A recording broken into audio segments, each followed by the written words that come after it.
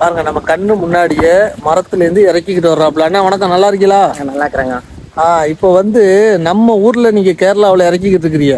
நம்ம ஊர்ல வந்து இறக்குறதுக்கு என்ன சொல்றாங்கன்னா, இதுல வந்து நீங்க கலப்படம் பண்ணுவீங்க அப்படிங்கிறாங்க. கலப்படம் இல்லைங்க, கலப்படம் இல்ல, ரெடியா அப்படியே இறக்கி அப்படியே வந்துட்டோம், அப்படியே கொடுக்கலாம். இது வந்து இப்போ தென்னை விவசாயிகள் எல்லாம் பண்ணா இப்போ என்ன சொல்றாங்கன்னா, இது வந்து நீங்க குலத்தொழில் மாதிரி கொண்டு வர்றீங்க அப்படிங்கிறாங்க. சரி.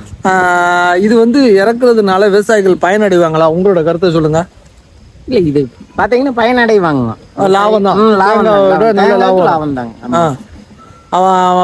மக்களுக்கும் கெடுதல் இல்லை. இதுல எதுவும் கலப்படம் பண்றதுக்கான வாய்ப்புகள் இருக்கா? இல்லைங்க, இல்ல, வாய்ப்புகள் இல்லைங்க. அவங்கவுங்க சொந்த தோட்டத்துல இறக்குனா கலப்படம் பண்ண முடியாதுங்க.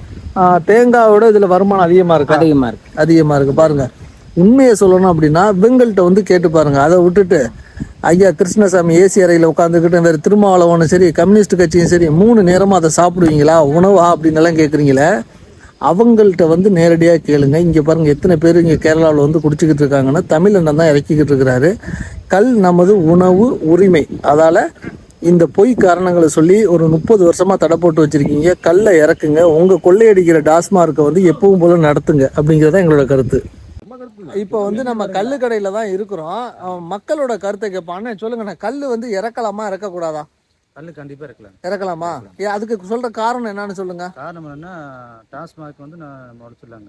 ஓகே, அது போயிருட்டோம். இதுல உங்களுக்கு எது உங்களுக்கு ரேட்டு கம்மியா இருக்கு, எது நீங்க கம்மிங்கிறத விடங்க இது வந்து உடம்புக்கு நல்லதுங்க. ஓகே, இயற்கையானது.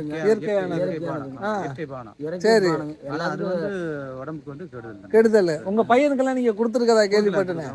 ஒரு டம்ளர் குடிப்பானு, டெய்லி குடிப்பானு. ஒரு டம்ளர் குடிச்சுக்கிட்டு இருக்கலாம் அந்த பையன், பாத்துக்கங்க. குடிப்பானுங்க. அப்படிங்களா? பாதிப்பு எது கிடையாது. அதனால கல் இயற்கையானது இறக்கலாம் அப்படிங்கிறீங்க. பாத்துங்க, இதான் மக்களோட கருத்து. புரிஞ்சுக்கிட்டு கல் இறக்குறதுக்கு அனுமதி கொடுங்க. நன்றி.